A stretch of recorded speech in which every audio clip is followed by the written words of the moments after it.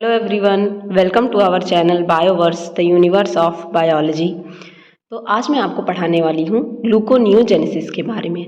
अगर इस चैनल पे आप नए हैं तो प्लीज़ चैनल को लाइक शेयर सब्सक्राइब कीजिए।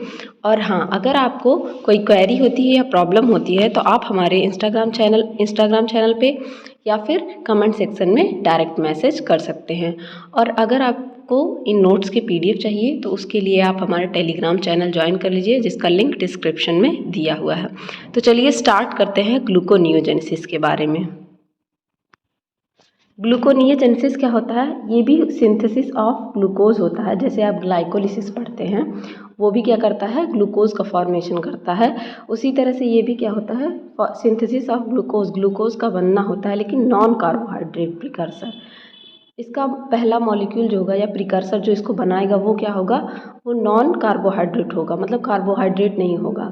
तो वो क्या क्या हो सकता है? लैक्टेट हो सकता है, पायरुवेट हो सकता है, ग्लिसरॉल हो सकता है, TCA इंटरमीडिएट हो सकता है, या सम अमीनो एसिड हो सकते हैं। सारे अमीनो एसिड किसको किसको छोड़ के? Except lysine and leucine. अब अमीनो एसिड में मैंने इसको बताया था कि आपको 3 वर्ड लेटर वाला याद करना है। इसको लाइसिन कहते हैं और इसको ल्यूसिन कहते हैं। ठीक, इन दोनों को छोड़ के ग्लूकोनियोजेनेसिस क्या है? हर जगह पे होता है, लैक्टेट, पायरुवेट, ग्लिसरॉल और TCA इंटरमीडिएट के द्वारा। ये यूनिवर्सल पाथवे है। यूनिवर्सल पाथवे का मतलब ऐसा पाथवे जो हर जगह प्रेजेंट होता है, एवरीवेयर, पूरे यूनिवर्स में। ठीक, इसकी साइट क्या होती है? मतलब कहाँ पे ये प्रोसेस चलता है। जैसे सारी चीज़ें, जैसे आपका ग्लाइकोलिसिस साइटोसॉल में चलता है, कोई भी cycle, citric acid cycle mitochondria में चलता है, तो उसी तरह ये कहाँ चलता है? ये हायर एनिमल्स होते हैं, जैसे कि मैमल्स वगैरह हो गए, जिनमें लीवर पाया जाता है। तो ये कहाँ होता है? लीवर में होता है, और 80 to 95% लीवर में होता है। कभी कभी ये किडनी के कॉर्टेक्स पे भी होता है। जब आप किडनी पढ़ेंगे तो उसमें पढ़ेंगे किडनी का कॉर्टेक्स। जब आप फिजियोलॉजी पढ़ेंगे, मैं पढ़ाऊंगी आपको, वहाँ पे 50% अप टू होता है। कब? During starvation. स्टारवेशन का मतलब होता है जब आपका पेट एकदम खाली हो, भूखमरी जिसको कहते हैं, स्टारवेशन के टाइम, या मेटाबॉलिक एसिडोसिस अगर हो जाए, या आप फास्ट कर रहे हैं, उस टाइम पे क्या होता है? किडनी कॉर्टेक्स जो है 50% तक रोल प्ले करता है ग्लूकोनियोजेनेसिस कराने में। ठीक, ये आप अच्छे से पढ़िएगा, नहीं तो झटके में आप लोग गलत पढ़ते हैं। अभी ग्लाइकोजिनोलिसिस, ग्लाइकोजेनेसिस पढ़ेंगे तो ये क्या है? ग्लूकोनियोजेनेसिस। ठीक, ग्लूकोज का बनना from other sources, non except non carbohydrate precursor, non carbohydrate precursor को छोड़ के। ठीक, ये कुछ चीज़ें मैं आपको बता देती हूँ। ये although glycolysis and gluconeogenesis share several step, but these pathway are not simply the reverse of each other. इसमें क्या होता है? मोस्ट ऑफ द जगह कहा जाता है कि ये एक दूसरे का रिवर्स होता है। जैसे मैं आपको डायग्राम दिखाऊँ, ये आप देख सकते हैं इस डायग्राम में। ये देखिए, ग्लाइकोलिसिस का सेम पाथवे है जो येलो वाले से है, वो क्या है? ग्लूकोनियोजेनेसिस। ठीक, तो ये देखिए सेम पाथवे है। तो इसको उस सेंस में कभी कभी कहा जाता है कि ये रिवर्स पाथवे है, जबकि एक्चुअल में ऐसा नहीं होता है। During gluconeogenesis 7 steps are catalysed by the same enzyme used in glycolysis. Gluconeogenesis के दौरान जो है 7 स्टेप जो होते हैं ऐसे, जिनमें जो एंजाइम्स यूज होते हैं वो सेम एज इट इज़ किसकी तरह होते हैं? ग्लाइकोलिसिस की तरह।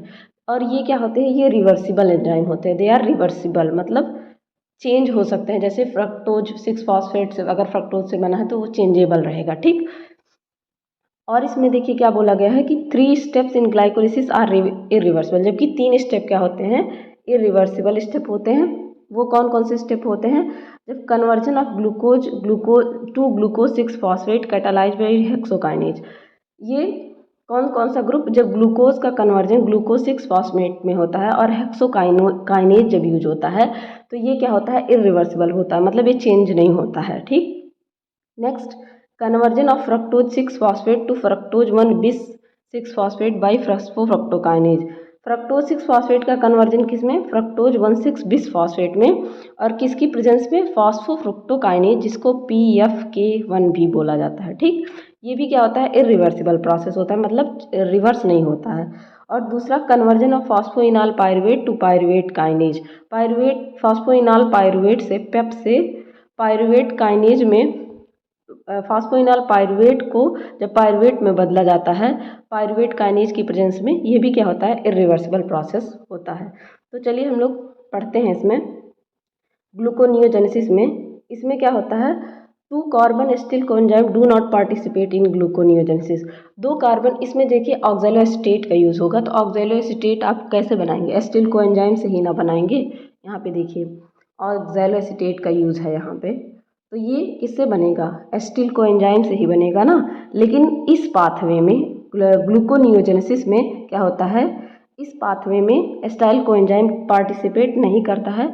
इसकी जगह पे क्या, fatty acid are not substrate for gluconeogenesis in animal. Animals में फैटी एसिड क्या होता है, इन्वॉल्व नहीं होते हैं, because fatty acid yield acetyl coenzyme में अपॉन डिग्रेडेशन। क्योंकि इसके लिए डिग्रेडेशन की जरूरत पड़ेगी एसिटाइल कोएंजाइम ए की, तो इस वजह से क्या होता है, यहाँ पे फैटी एसिड नहीं पार्टिसिपेट करते हैं एनिमल में।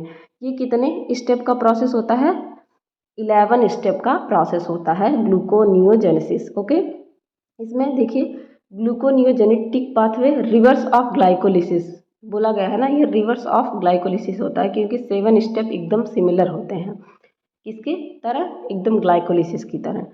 कन्वर्जन, सबसे पहले conversion of pyruvate to phosphoenol pyruvate. ठीक, पायरुवेट का कन्वर्जन फॉस्फोइनॉल पायरुवेट में, ये देखिए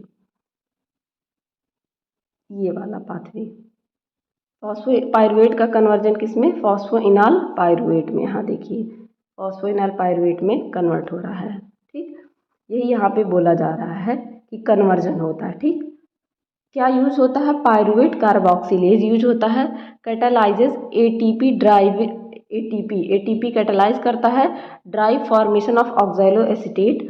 ओ ए का मतलब है ऑक्सैलो एसिटिक एसिड। ठीक, इसका फुल फॉर्म आप लिख लीजिएगा, फ्रॉम पायरुवेट एंड HCO3।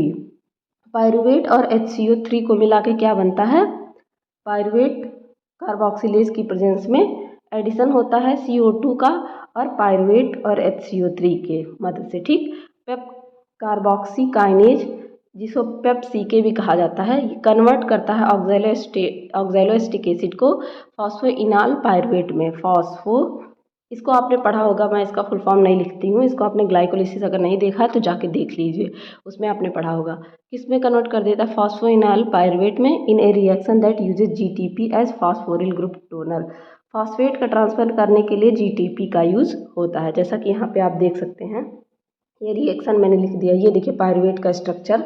यहाँ पे क्या हो रहा है, सबसे पहले पायरुवेट कार्बोक्सिलेज यूज हो रहा है और HCO3 प्लस ATP का यूज़ करके इसको किस में कन्वर्ट कर दिया जा रहा है, ADP प्लस PI में।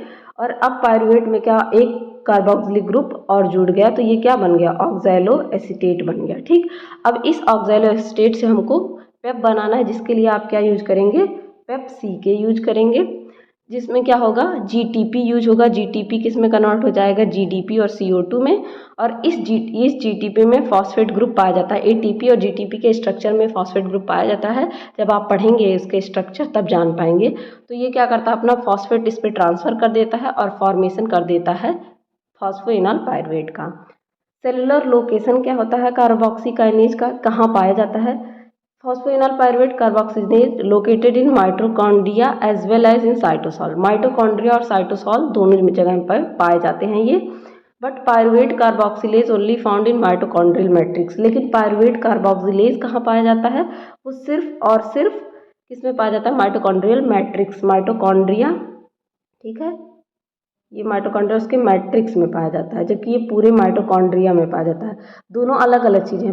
पेप कार्बोक्सी काइनेज की बात की जाएगी तो ये माइटोकॉन्ड्रिया और साइटोसॉल दोनों में पाया जाएगा। ठीक, लेकिन अगर पायरुवेट कार्बोक्सिलेज की बात की जा रही है तो ये सिर्फ माइटोकॉन्ड्रिया के मैट्रिक्स में पाया जाएगा। ठीक है, in organism where oxaloacetate converted into PEP in cytosol problem arises.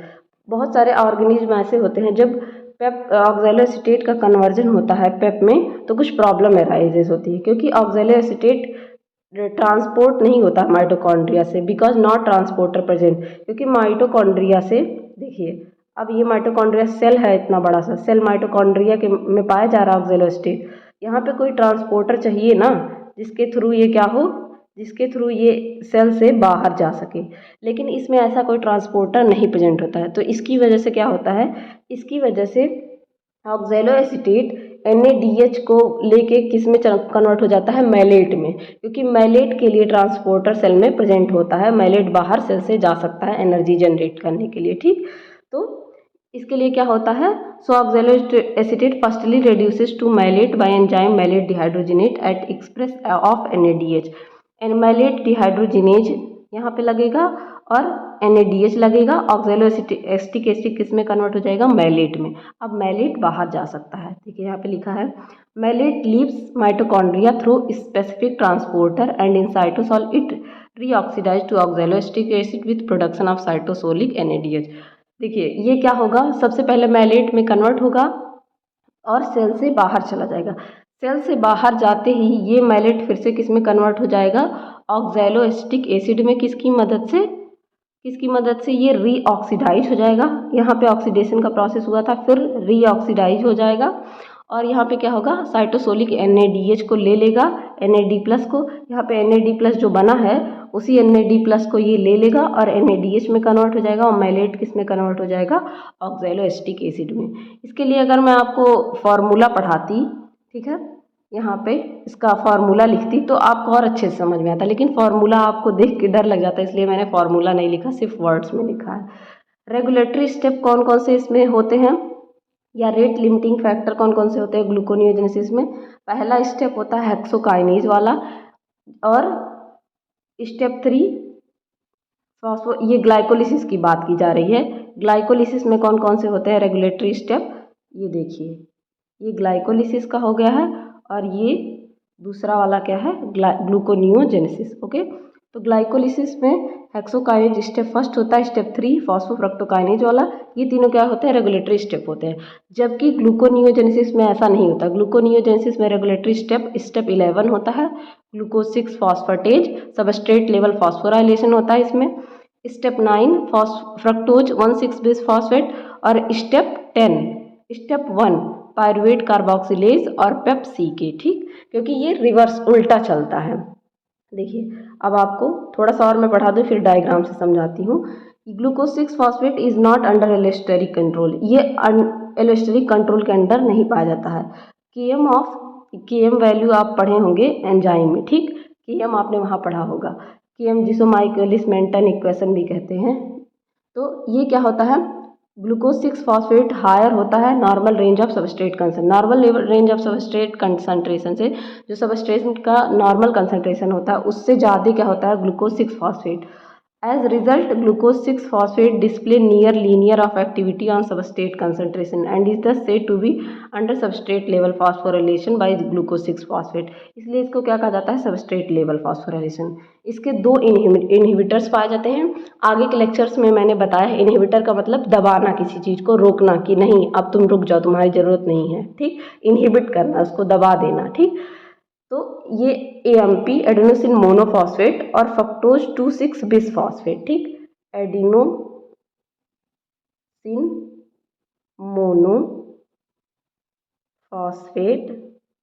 ठीक, और फ्रक्टोज 1,6 बिस फॉस्फेट, ये तो ग्लूकोज में आपने पढ़ा होगा ग्लाइकोलिसिस में, ठीक, स्टेप 9 में होता है। स्टेप 9 की ये दोनों क्या है, इनहिबिटर है, ये स्टेप 9 का इनहिबिटर है, ठीक, दोनों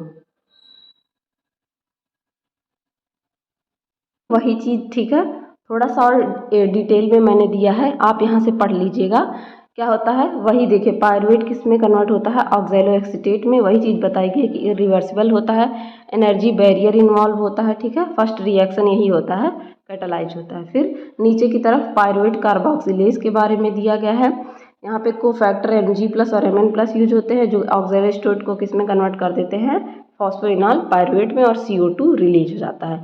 वही चीज़ सेम है, मैंने थोड़ा डिस्क्रिप्टिव दे दिया है ताकि आपको एग्जाम में लिखने में क्या हो, आसानी हो। अब हम लोग इसका साइकिल थोड़ा सा देखेंगे। ये देखिए ग्लूकोज, देखिए कहाँ से शुरू होता है, ग्लूकोज इस डायरेक्शन से, ग्लूकोज 6 फॉस्फेट बनता है, फिर फ्रक्टोज 6 फॉस्फेट और फिर फ्रक्टोज 1,6 बिस फॉस्फेट, इस तरीके से क्या होता है ग्लूकोज बनता है। लेकिन जो ग्लूकोनियोजेनेसिस का प्रोसेस होता है, ये देखिए मैंने लिखा भी है कि इस तरफ ग्लूकोनियोजेनेसिस हो रहा है और इस तरफ ग्लाइकोलिसिस हो रहा है, लेकिन ग्लूकोनियोजेनेसिस यहाँ से स्टार्ट होता है। कहाँ से? जो पायरुवेट बना रहता है ग्लाइकोलिसिस के थ्रू, उस पायरुवेट को ये किस में कन्वर्ट करता है? ऑक्सैलोएसिटिक एसिड में, पायरुवेट कार्बोक्सिलेज की प्रेजेंस में एटीपी और CO2 को यूज़ करके पीआई और एडीपी में ये कन्वर्ट कर देता है। ये एडीपी लिखा है, ठीक। ऑक्सैलोएसिटेट को मैंने बताया भी आगे आपको इसके बारे में डिटेल में। फिर ऑक्सैलोएसिटेट पेप्सिके की प्रेजेंस में जीटीपी को यूज करके CO2 और जीडीपी निकल जाता है, किस में कन्वर्ट हो जाता है? फॉस्फोइनाइल पायरुवेट में। और पेप्सिके क्या है? फॉस्फोइनाइल पायरुवेट कार्बोक्सिलेज काइनेज, जो मैंने आपको पढ़ाया ऊपर, ठीक। फिर ये पेप जो फॉस्फोइनाइल पायरुवेट है, ये किस में कन्वर्ट होता है? 2-फॉस्फोग्लिसरेट में, इनोलेज की प्रेजेंस में। फिर 2-फॉस्फोग्लिसरेट कन्वर्ट होता है 3-फॉस्फोग्लिसरेट में, फॉस्फोग्लिसरेट म्यूटेज की प्रेजेंट में, ठीक। ये सारे सेम एंजाइम यूज होंगे जैसे ग्लाइकोलिसिस में हुआ था, लेकिन ये क्या होगा? रिवर्स चलेगा।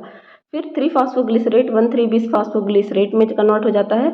लेकिन यहाँ पे क्या होता है? यहाँ पे ग्लाइकोलिसिस में एटीपी बनता है, लेकिन इसमें एटीपी यूज करके क्या बनेगा? एडीपी बनेगा, ठीक। और ये क्या होगा? कौन सा एंजाइम यहाँ यूज होगा? Phosphoglycerate kinase. फिर 1,3-bis-फॉस्फोग्लिसरेट किस में कन्वर्ट होगा? ट्राइयोज फॉस्फेट आइसोमरेज, ये पी का मतलब फॉस्फेट, ट्राइयोज फॉस्फेट आइसोमरेज में, किसकी प्रेजेंस में? NADH+H को यूज करके PI और NAD+ बनाएगा, जबकि ग्लाइकोलिसिस में NAD+ से NADH बन रहा था। अब यहाँ पे दो मॉलिक्यूल बनेंगे, डाईहाइड्रोक्सी एसीटोन फॉस्फेट और ग्लूकोज 3 फॉस्फेट। जैसा कि मैंने आपको क्रेब्स साइकिल जब बताया था तो पढ़ाया था, ये क्या होते हैं? ये मैंने कल आपको समझाया है, ये क्या होते हैं दोनों। ये क्या होता है? इसमें कीटोन ग्रुप पाया जाता है, कीटोहेक्सोज होता है, और ये क्या होता है? एल्डोहेक्सोज होता है, ठीक। इसमें एल्डिहाइड ग्रुप पाया जाता है। तो इस तरीके से होता है।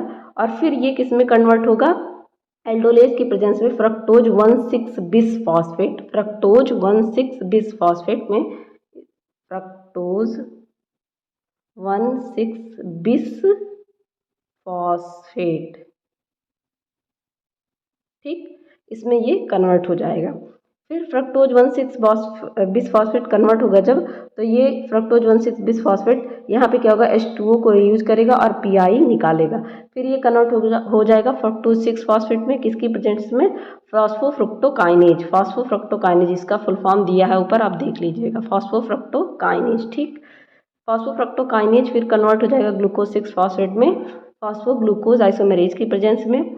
फिर ये कन्वर्ट हो जाएगा ग्लूकोज में, किसकी प्रेजेंट में? ग्लूकोज 6-फॉस्फेटेज के प्रेजेंस में, और H2O PI निकल जाएगा। तो आपको मैंने पहले ही बताया था, इसमें पहला स्टेप, ठीक, उसके बाद से जो है यहाँ पे देखिए मैंने बताया था पहला स्टेप, 9वां स्टेप और 11, ये क्या होते हैं? ग्लूकोनियोजेनेसिस में रेगुलेटरी स्टेप होते हैं। तो यहाँ पे देखिए अलग एंजाइम यूज हुआ है पहला, उसके बाद से 9th वाला स्टेप देखिए, यहाँ पे भी अलग एंजाइम यूज हुआ है ग्लाइकोलिसिस की फॉर्मेशन में, ग्लाइकोलिसिस की तरह नहीं है, ये भी देखिए अलग एंजाइम्स यूज हुए हैं। तो ये क्या होते हैं? ये ग्लूकोनियोजेनेसिस के ये ग्लूकोनियोजेनेसिस के एंजाइम्स हैं, ठीक है, और इसमें रेगुलेटरी एंजाइम है। ये देखिए एनर्जी का यूज कहाँ कहाँ इसमें हुआ है? 2 ATP का यूज हुआ है फर्स्ट और 5th में, एक GTP का यूज हुआ है सेकंड में, और एक NADH का यूज हुआ है 6th मॉलिक्यूल में, ठीक। आप यहाँ देख सकते हैं, यहाँ पे 2 ATP का यूज हुआ है फर्स्ट वाले और 5th में, एक जगह यहाँ पे हुआ है फर्स्ट वाले में, और एक जगह कहाँ हुआ है? 5th में ATP का यूज हुआ है, ठीक। और ये देखिए एक स्टेप में यहाँ NADH का यूज हुआ है 6th स्टेप में, उसके बाद से फिर एक यूज हुआ है NADH का यूज हुआ है, और एक GDP का यहाँ पे यूज हुआ है, देख सकते हैं आप, ठीक। GTP और ATP इसी को 2 माना है, ठीक। एक GTP भी यहाँ यूज हुआ है सेकेंड स्टेप में। तो होप आपको ये चीज़ समझ में एकदम अच्छे से आई होगी। यहाँ पे देखिए और एक पाथवे दिया गया है, चाहे आप लैक्टेट ले लें, लैक्टेट किस में कन्वर्ट होगा? पायरुवेट में कन्वर्ट होगा। पायरुवेट फिर ऑक्सैलोएसिटेट, इस पायरुवेट को बनाने के लिए सिर्फ लैक्टेट ही नहीं, अदर अमीनो एसिड भी बना सकते हैं और एलानिन भी बना सकता है, ठीक। एलानिन भी बना सकता है, अदर अमीनो एसिड भी बना सकता है लैक्टेट को। लैक्टेट किस में कन्वर्ट होगा? पायरुवेट में कन्वर्ट होगा। पायरुवेट फिर किस में कन्वर्ट होगा, ऑक्सैलोएसीटेट में। ऑक्सैलोएसीटेट कन्वर्ट होगा फॉस्फोइनॉल पायरुवेट में। फिर फॉस्फोइनॉल पायरुवेट किस में कन्वर्ट होगा, ग्लिसरॉल्डिहाइड 3 फॉस्फेट में। ग्लिसरॉल्डिहाइड 3 फॉस्फेट किस में कन्वर्ट होगा, ग्लिसरॉल्डिहाइड 3 फॉस्फेट और डाइहाइड्रोक्सी एसीटोन फॉस्फेट, इसी को DHAP कहा जाता है, ठीक।